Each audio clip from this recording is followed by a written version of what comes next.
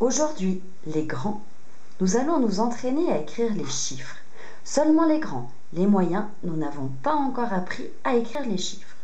Pour cela, nous avons besoin de savoir tracer un rond, un trait vertical, un trait horizontal, le trait oblique,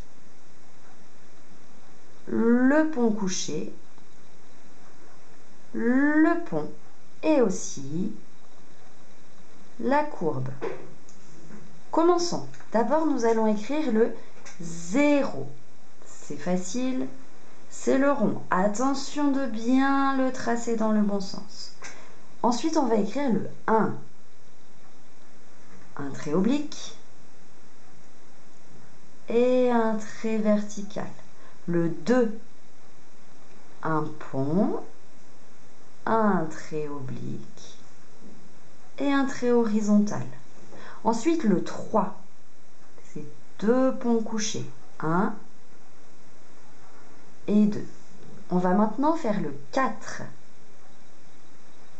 Un trait oblique,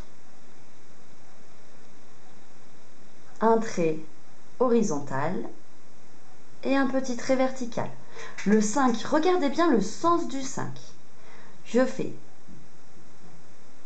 un trait horizontal, un trait vertical et je termine par le pont.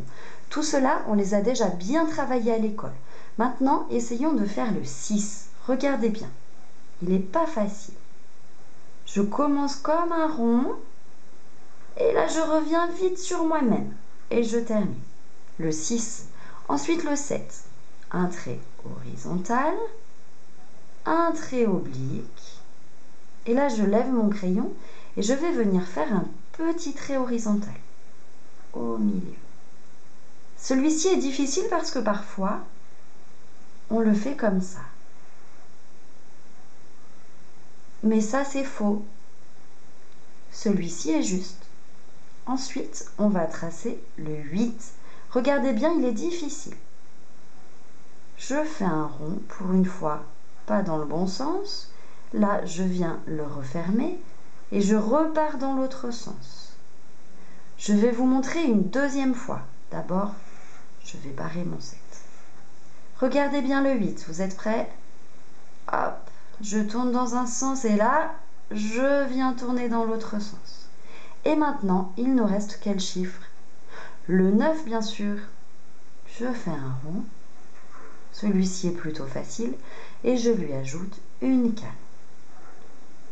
Les grands, entraînez-vous bien parce que la semaine prochaine, on aura besoin de tracer les chiffres pour notre nouveau travail. Pour vous entraîner, chaque jour, un chiffre nouveau. Demandez à votre papa ou à votre maman de vous tracer des traits. Et entraînez-vous d'abord à écrire le 1. À bientôt!